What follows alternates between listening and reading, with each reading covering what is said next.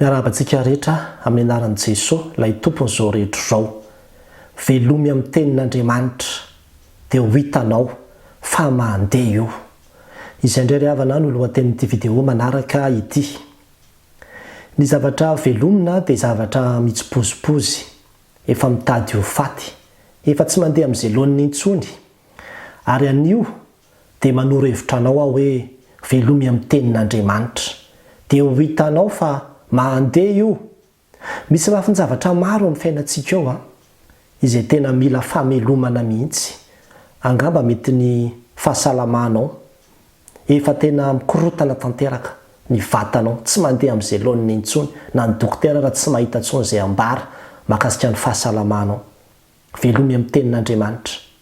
Angamba ihany koa mety hoe ao an-tokantranao ny fifandraisanao amin'ny zanakao, na ihany koa ny fifandraisanareo mivady, efa tena mitsipozipozy, mila famelomanaina, tokony hiditra réanimation. Dia hozy aminao hoe velomy amin'ny tenin'Andriamanitra.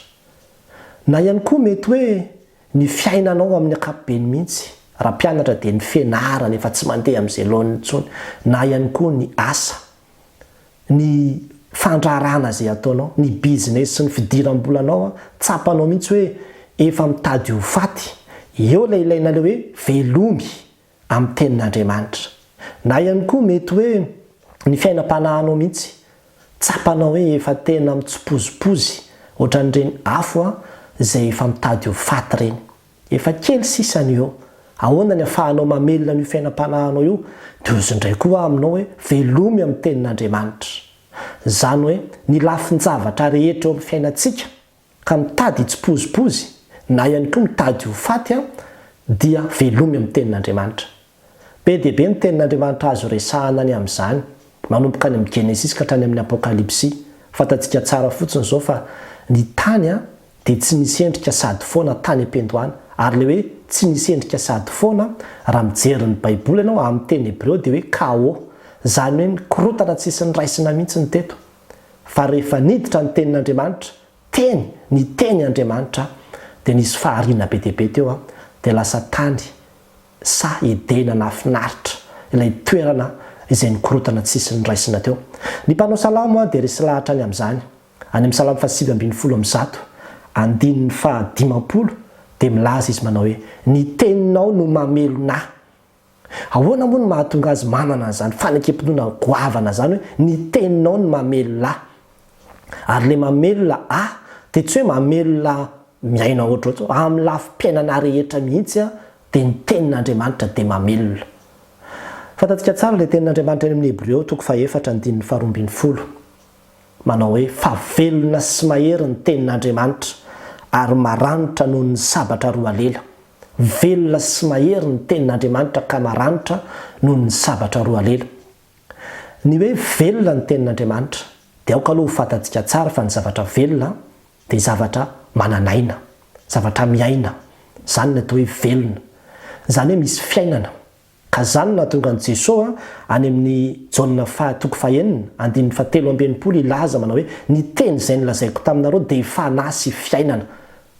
Ka raha miteny izany ny mpanoratra ny Hebreo hoe velona ny tenin'Andriamanitra dia ao ambadika izay izany dia hoe misy fiainana, misy aina, mamelona ao anatin'io tenin'Andriamanitra io. Izany no asan'ity tenin'Andriamanitra ity, misy aina entiny. Raha mijerytsika ny dika teny fototra, anamafisako n'izany fanazavana izany, ny teny Grika, satria ny teny Grika moa no nanoratana ny dika teny Malagasy, dia ny soratra izay ampiasaina ao amin'ny Baiboly Grika dia hoe zao. Io ilay teny Grika amin'ilay hoe velona. Ka ny dikan'io hoe zao io ny heviny dia hoe brief amin'ny teny Anglisy, izany hoe miaina. Ka ny dikany hoe ny tenin'Andriamanitra dia velona, izay miaina izany io tenin'Andriamanitra io. Tena zava-mananaina mihitsy izany ty tenin'Andriamanitra ity, ka rehefa miditra io amin'ny sehatra anankiray dia misy fahavelomana entiny satria izy mihitsy ny velona, izy mihitsy ny miaina. Izay zany no anazavantsika azy. Dia ninona? Dia izany no asan'ny tenin'Andriamanitra. Fantatsika tsara ravana ilay teny any amin'ny ohabolana 4:2 manao hoe aina ho an'izay mahazo azy izy ary fahasalamana ho an'ny nofony rehetra. Ny tenin'Andriamanitra koa no ambara amin'izany, aina ho an'izay mahazo azy ny tenin'Andriamanitra. Be dia be ho any zavatra azo ambara any amin'ny Ezekela toko fafito amby telopolo dia misy le tantara le taola maina izay efa maina tsisy ny raisina mihitsy, efa taolana efa fatana izany fa rehefa tonga teo ny teny satria nambaran'Andriamanitra tamin'ny Ezekela hoe mamina aniny amin'ireo taolandreo, lazao amin'ireo taolandreo ny tenin'Andriamanitra, dia rehefa nitononona teo ny tenin'Andriamanitra dia nitambatambatra na niry nofo na niry ozatra velona daholo indray ireo taola maina be dia be teo amin'ilay lohasaha izay hitan'ny Ezekela tamin'ny fahitanareo. Izany ny asan'ny tenin'Andriamanitra, velona io. Ka izany no mahatonga manoro hevitra anao amin'ity an'ity hoe ninona sehatra amin'ny fiainanao ka tsy mandeha na hoe mitsopozipozy mitady ho faty velomy amin'ny tenin'Andriamanitra dia ho hitanao fa mandeha io. Ohatra ary loha za hoe le fahasalamanao teo toy izany hoe inona ny idiran'ny fahasalamako amin'izany raha ohatra hoe ka voan'ny kansera dia inona? Ie, taddio tsara fa ny tenin'Andriamanitra dia mitondra finoana. Fa ny finoana ozy dia avy amin'ny toriteny ary ny toriteny dia avy amin'ny tenin'i Kristy.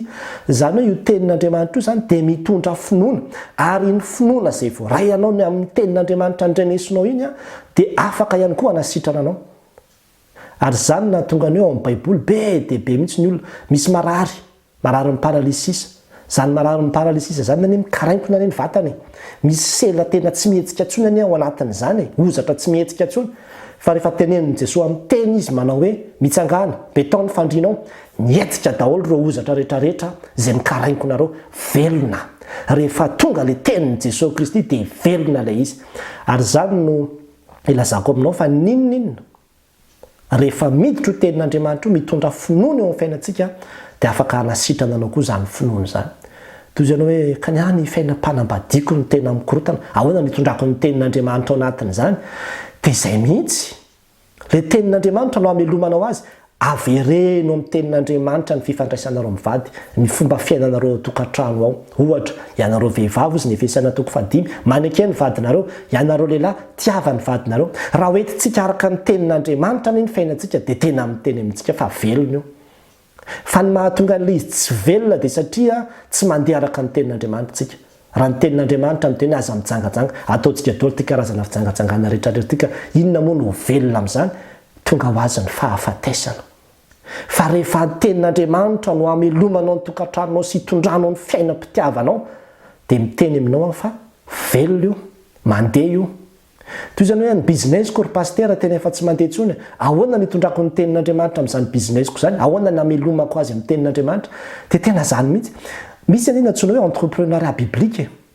Ny tenin'Andriamanitra ny raha fa naka tena afaka anaovana fandraharana mihitsy, atao principe de base hitondrana ny fandraharana izay ataonao. Anatin'izany ny intégrité, ny fandehananao amin'ny fahitsiana, fandehananao amin'ny fahamarinana, ao anatin'izany tena be dia be ary mbola séance lava be zany raha ho resahana eto, zany hoe entrepreneuriat biblique zany hoe ahoana no andraisako nyity tenin'Andriamanitra ity dia ampiariko ity amin'ny varotra izay ataoko, ampiariko ity amin'ny fandraharana izay ataoko. Fa zany ny fahombiazana zany, izay olona mahita ny principe ao anatin'ny soratra masina ka mampiaritra an'izany amin'ny asa izay ataony no tafavoaka. Velona io amin'ny lafin-javatra maro mihitsy izay tsy ho voatanisa eto, indrindra moa amin'ny lafim-paniaram-panahy. Hoy izanao hoe ny fiainam-panahiko tena efa tsy mandeha amin'izay laoniny intsony fa tena efa tsapako hoe maina mianomboka mitsipozipozy ny fitiavako an'Andriamanitra sy ny ara-panahiko. Ny tsy fananantsika tenin'Andriamanitra sy ny tsy fandraisantsika tenin'Andriamanitra ny ravana mahatonga an'izany. Raiso ny tenin'Andriamanitra, velomy amin'ny tenin'Andriamanitra ny fiainam-panahinao dia ho hitanao fa velona io. Raha ohatra ka atsikatsika nato anatin'ny Facebook na melomanao ny fanahinao, ho velona ve ny fanahinao amin'izany? Fa raha ny tenin'Andriamanitra no hamelomanao azy dia miteny aminao fa velona io. Raiso ny tenin'Andriamanitra. Ary Jesosy Kristy tena piasa ny tenin'Andriamanitra mihitsy, ny ataky anazy ny devoly, naka fanahy azy. Fa tonga dia tenin'Andriamanitra foana ny nambarany, nandositra ny alamaina ny fahavalo satria ny tenin'Andriamanitra dia sabatra ny fanahy. Androany dia iresaka fotsiny amin'ilay velona ny tenin'Andriamanitra. Fa mbola azo resahana koa hoe mahery ny tenin'Andriamanitra satria izany ilay nambaran'ilay Hébreux 4 teo. Maranitra noho ny sabatra roa lela ozy izy. Miditra any anatin'ny rehetrarehetra any amin'ny tsy tsaroana sy any amin'ny lafin'ny zavatra izay tsy takatra rehetrarehetra any fa ny sabatra ny ara-nofo sy ny materiel ihany no azony kasihana fa ny tenin'Andriamanitra afaka mikasitra any anatinao rehetrarehetra. Velona io ry havana, tsy ohatran'ny langue morte.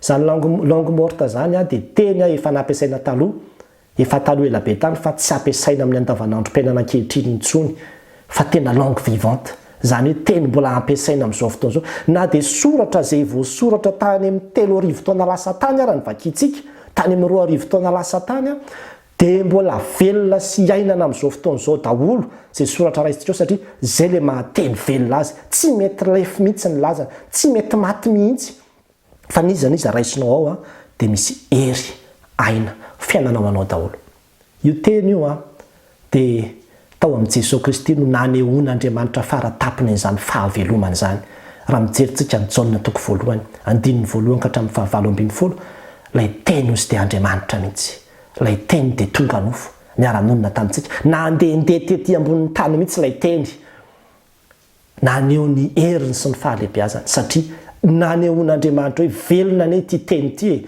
dia tao amin'i Jesosy Kristy izany Jesosy mihitsy io teny io ka ninona sehatra tsy mandeha amin'izay lohan'ny ao fiainanao a ny fampidiranao ny tenin'Andriamanitra ao anatin'izany sehatra izany dia midika koa hoe mampiditra an'i Jesosy Kristy ianao a ao anatin'io fiainanao io dia ho hitanao fa velona io mandeha io dia averiko farany hoe velomy amin'ny tenin'Andriamanitra ry havana ny fiainantsika dia afaka hitentsika tahaka mpanao salamo manao hoe ny teninao no mamelona ho an'Andriamanitra ray rano ny voninahitra amen.